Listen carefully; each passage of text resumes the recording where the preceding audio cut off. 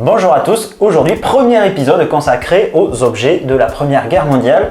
Je suis avec Didier, bonjour. Et bonjour. C'est un incroyable collectionneur, il a plein de petits objets de la Grande Guerre et il nous a sélectionné, on vous a sélectionné des objets plus ou moins insolites, des choses qu'on n'a pas tellement l'habitude de rencontrer. Tout à fait. C'est parti.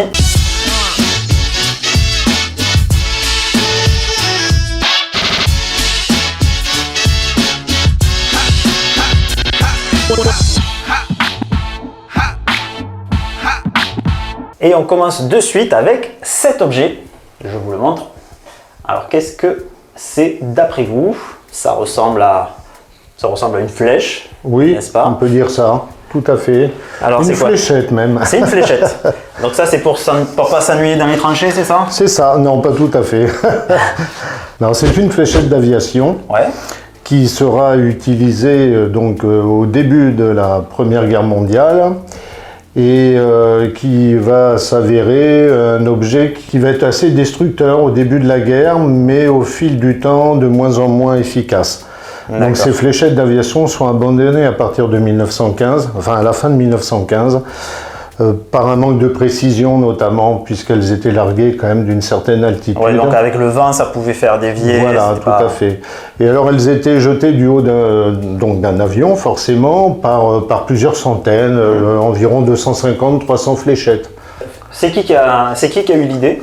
Alors l'idée serait venue de Clément Ader, qui, dans un ouvrage de 1909 qui s'appelle L'aviation militaire, en a parlé pour la première fois et qui sera expérimenté à partir de 1910. Et donc, pas de temps, voilà, et au début du conflit de 1914, l'état-major français va trouver ça relativement intéressant, puisque l'aviation était au début uniquement pour l'observation et la surveillance. Et donc petit à petit, l'aviation, comme on le sait, va devenir de plus en plus militarisée. Et donc la fléchette va intéresser, et c'est pour ça qu'on va voir les premières... Et pour la petite histoire, Clément Ader, c'est l'un des pères de l'aviation, hein, c'est pas les frères White. Hein. En France, on dit que c'est Ader qui a inventé l'éole, c'est comme ça qu'il avait baptisé son premier avion qui faisait des bons, hein, qui réussissait un petit peu à décoller, tout à fait. Tant bien que mal. Et je crois que j'ai lu que si on lançait ces fléchettes à 500 mètres d'altitude, elle pouvait tomber à 250 km/h. Alors là, ça fait un sacré impact hein, quand ça. Voilà, ça pouvait percer un casque et puis toute partie du corps qui dépassait, une épaule, un pied. Ouais. Deuxième objet, alors cette fois on sort un petit peu des tranchées, on est plus dans on va dire, alors je vous donne un petit indice, c'est pour l'entretien de l'uniforme, c'est ça? C'est ça, oui, tout à fait. Alors ça s'appelle comment? Eh bien, ça s'appelle une patience. Une patience. Voilà. Et c'était pour? Et alors, la patience permettait donc de passer dans le trou en haut le bouton d'uniforme, le faire glisser, y compris sur les autres boutons. On pouvait faire toute la lignée comme ça, ce qui permettait d'astiquer le bouton de l'uniforme sans tacher le tissu. Malin. Oui, tout à fait. C'est pour accélérer juste le nettoyage. Voilà. J'avoue que je ne connaissais pas du tout cet objet. Hein. J'ai pas beaucoup de costumes à la maison. Et on peut voir même sur celui-ci, il y a encore le prix, 25 centimes. Ouais, qui avait été acheté aux Dames de France. Aux Dames de France, ah oui. Alors, troisième objet, c'est un indispensable des tranchées, on peut dire ça comme ça. Alors, tout à fait. Je vous laisse deviner ce que c'est. Hein. Je vous laisse quelques secondes pour deviner. Non. Laissez en commentaire hein, si vous arrivez à trouver avant qu'on vous donne la réponse. Alors c'est quoi? Eh bien c'est la lampe du poilu, la lampe de tranchée, voilà, de la marque Montjardet, qui était un fabricant particulier, et l'armée a acheté pour l'équipement du poilu, qui faisait partie de l'équipement du poilu. Donc là vous l'avez en modèle déplié, voilà, donc avec deux faces éclairantes qui étaient en mica. Le mica, qui est un minéral naturel, mais qui était beaucoup plus résistant au choc que le verre, bien entendu. Donc, qui était beaucoup moins cassant, beaucoup moins fragile. Voilà. Et donc, elle se pliait. Et donc, elle avait cet avantage, c'est qu'elle pouvait se plier, et le soldat pouvait facilement la glisser dans sa musette. Voilà. Vous voyez, donc, avant, après. Hein. Ah, c'est sûr que ça gagne pas mal de place. Et en plus, c'est protégé du vent. Ce qui avait l'avantage, effectivement, d'être facilement transportable, comparé par exemple à la lanterne, celle-ci est une lanterne allemande qui ne se plie pas, mais qui évidemment avait le désavantage, tandis que là, en la pliant, ça prenait pas de place et c'était facilement à transporter. Beaucoup plus facilement transportable, je veux dire. Donc, pratique, bonne impression. Hein. Quatrième objet, une bouteille. Oui, une bouteille. Une bouteille, c'est pourquoi? Non, pas du tout. Non, c'était une bouteille en verre qui a été utilisée pour les gaz asphyxiants. D'accord, bon, je pose ça là. Hein. Donc celle-ci avait son bouchon. Donc c'était une bouteille qu'on remplissait de gaz. D'accord. Très concentré et qui était incluse dans les obus. Donc celle-ci, c'est une bouteille de gaz, c'est allemand, et en principe, elles étaient insérées dans de l'artillerie légère, entre guillemets, mais notamment l'équivalent du 75 français, c'est-à-dire le 77 allemand. On insérait directement dans l'obus.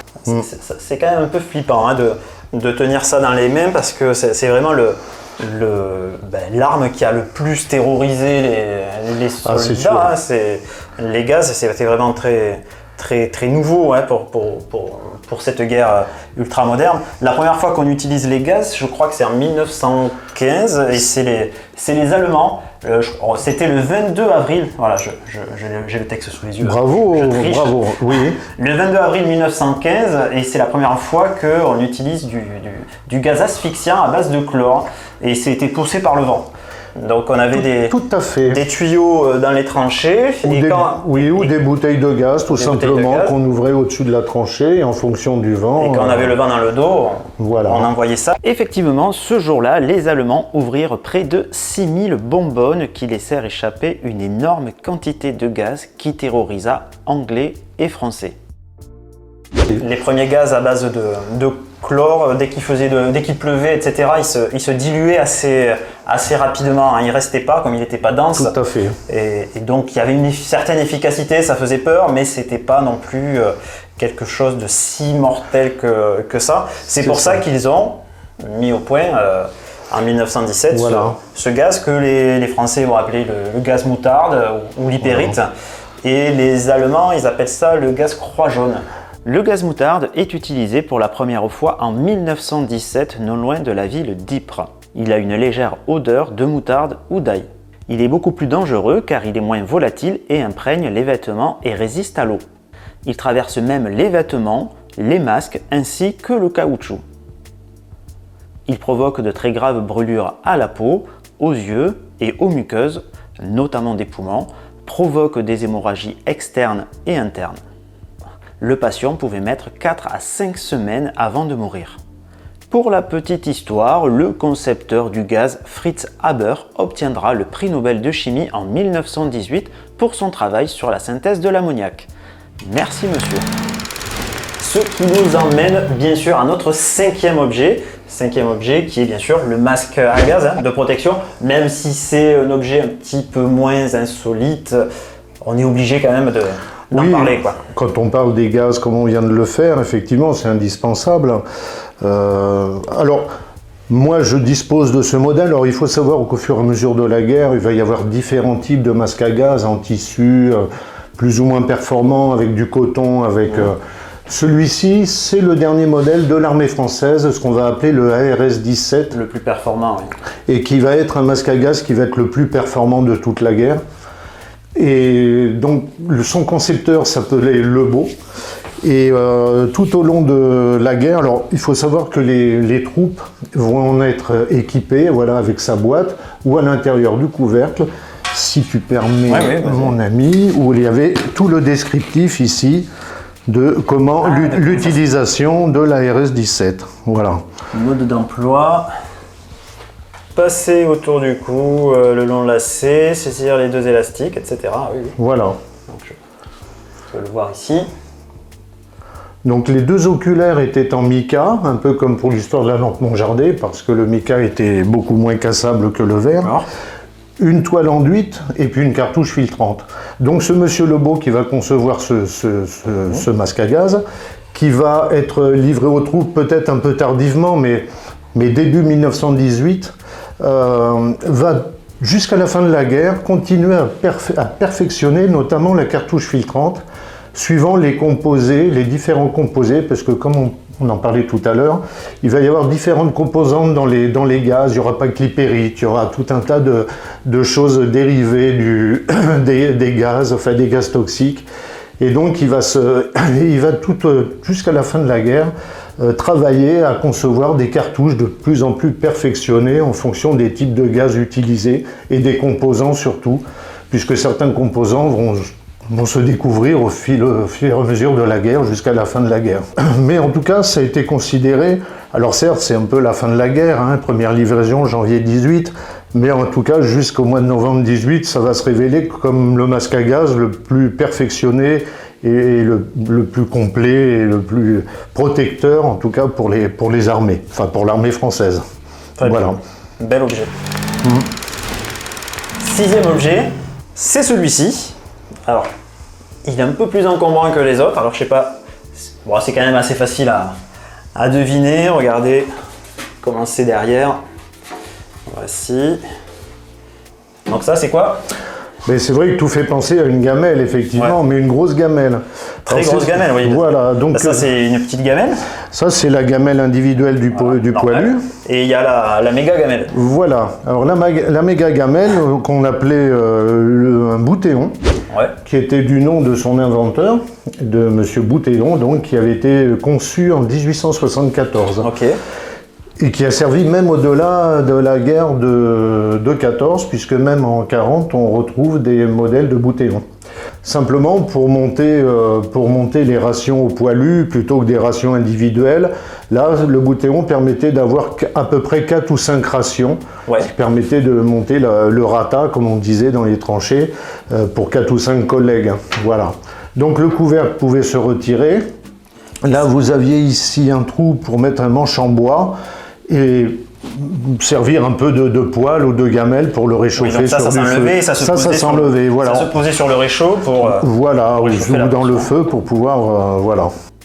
Pour info, la ration du soldat est de 700 g de pain, souvent dur, entre 400 et 600 g de viande, 100 g de légumes secs ou du riz, un bol de soupe, du café et bien sûr du vin, environ 25 centilitres en 1914 jusqu'à 1 litre en 1918. Pour le soldat au combat, il a une ration spéciale composée de 300 g de biscuits et de 300 g de viande de bœuf en conserve, que les soldats appelleront le singe. Et à propos de nourriture, tu as quelque chose à nous présenter, alors que je ne connaissais pas du tout avant de venir voir. Oui. C'est ceci. Alors bon, je vous ai donné quand même un petit indice en disant que c'est en rapport avec la nourriture. Donc ça, c'est un protège bocal. Voilà, c'est un protège bocal. Alors c'était fabriqué dans une usine à Carmaux, dans le Tarn, et on l'appelait la Perpétuelle, donc du nom du fabricant. La Perpétuelle, voilà.